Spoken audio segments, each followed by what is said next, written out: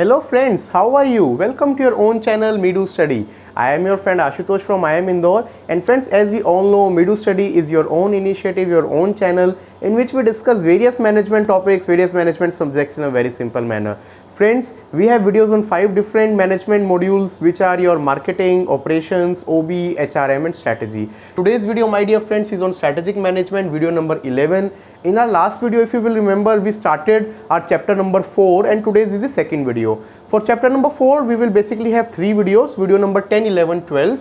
So my dear friends who have not seen last video, please refer to 10th video and then see this particular video so that you can relate better.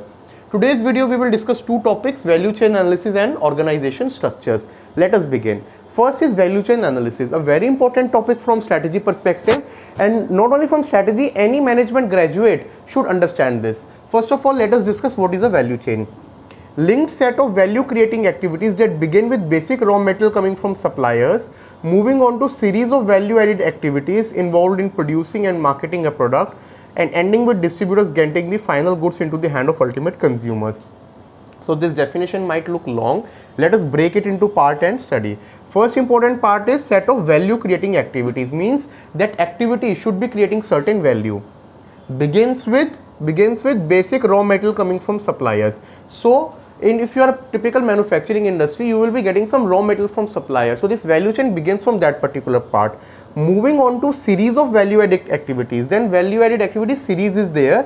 What it includes? Producing and marketing a product.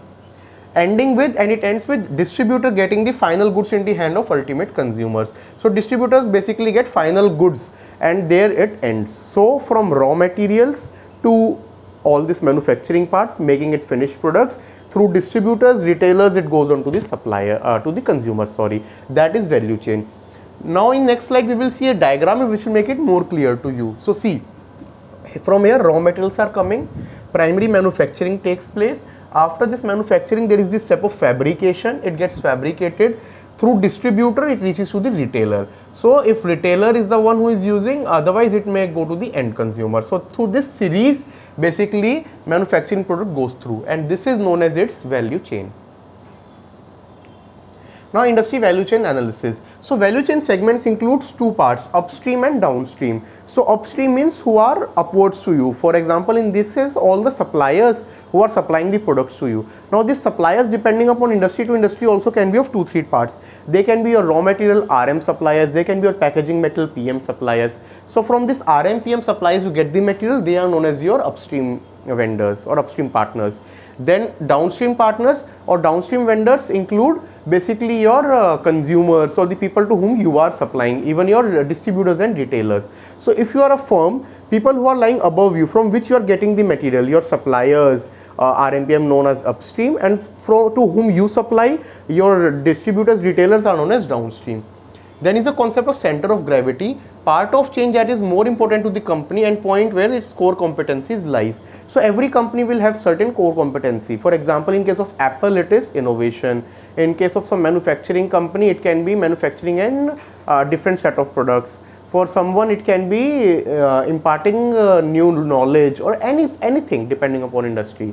Customer delight. So whatever is your core competency, that is basically known at your center of gravity point.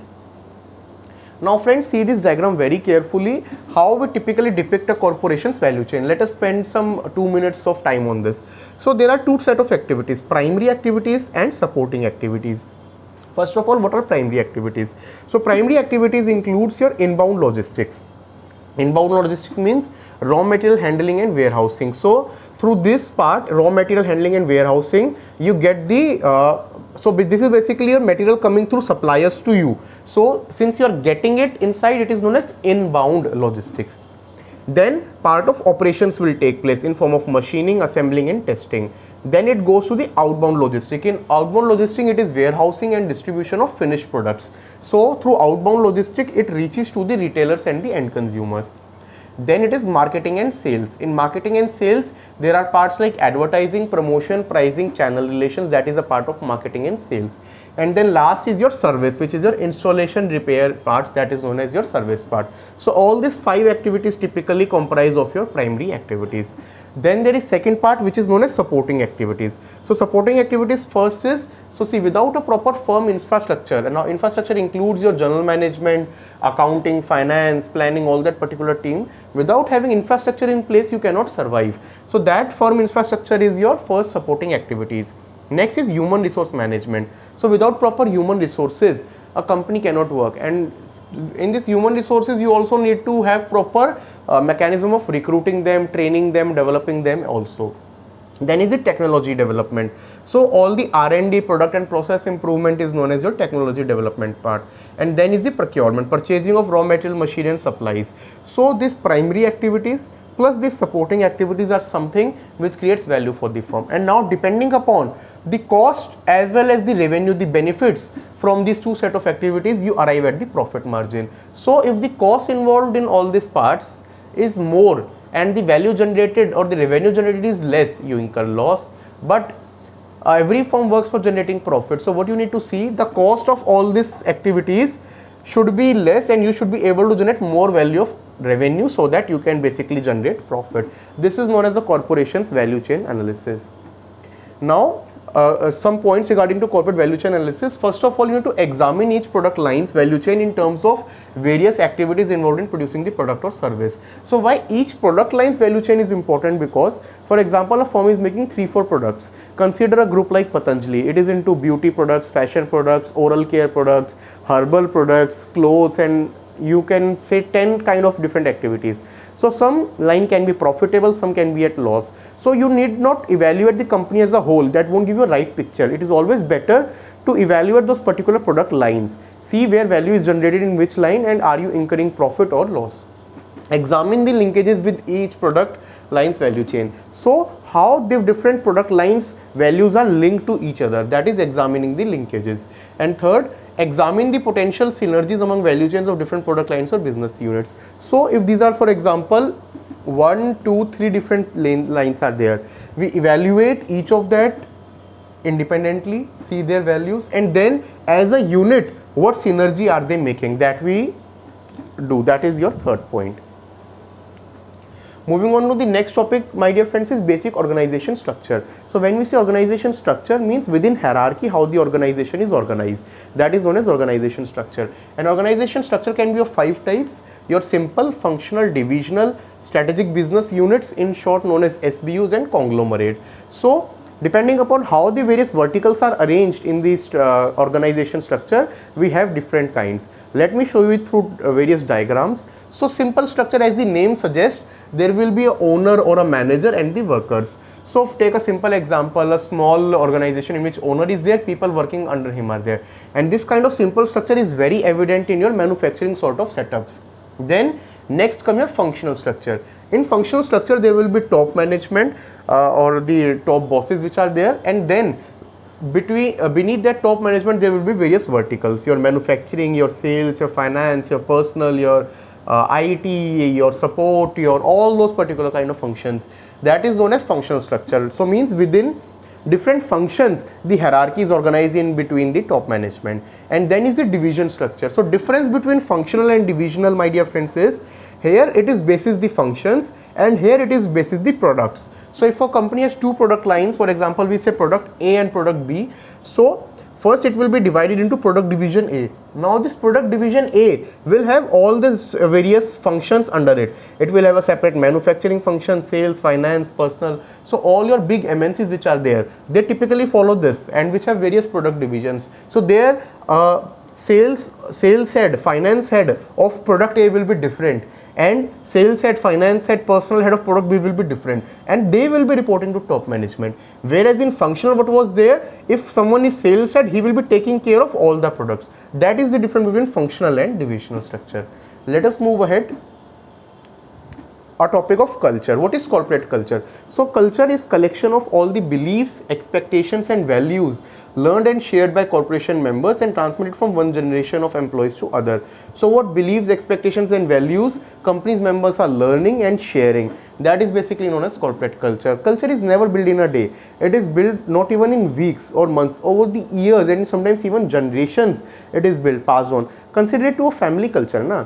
So there are many customs which are being followed in your family, which your grandmother would have learned from your great grandmother, your mother learned from your grandmother, tomorrow your wife will learn from your mother, and from it is kept on passing on. That is known as organization, corporate culture, similar to family culture. Now if there is some member in family or generation which is not giving values, for example today's generation, they say why should we follow this old customs, it is not good, so slowly they will die out. Similarly is the case of corporate culture. If they are not being followed, slowly they will die out. Now in culture there are two important aspects to understand. One is the intensity and one is the integration. So what is intensity? So intensity means how intense it is, degree to which members of unit accept the norms, values and other associated with the unit, how to what extent they are expecting it, and it shows the cultural depth. So like this. So people are just taking it for the sake they are doing it, or it is something they are feeling inside, known as the depth. Then is the cultural integration, extent to which unit throughout the organization share a common culture. So this is basically the breadth.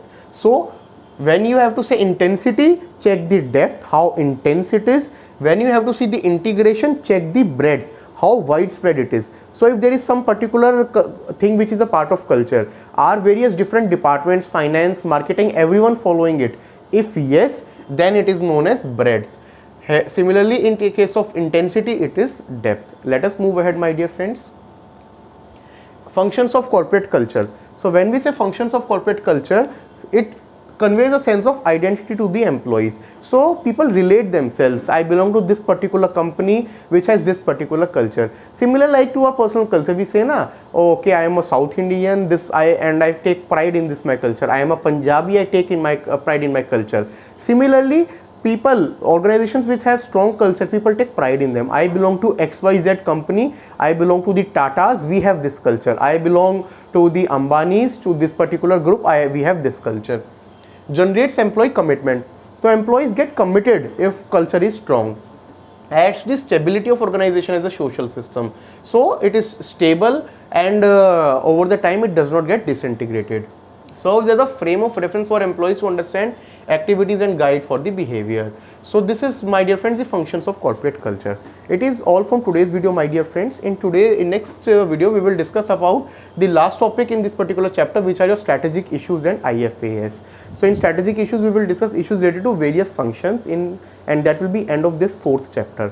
Please let us know, my dear friends, how you are liking our content. If there is any feedback, you can write in the mail ID medu.study@gmail.com or in the comment section. We will definitely address to it. If you are liking our content, please like our video, share and subscribe to Medu Study. Thank you friends, take care, have a good day.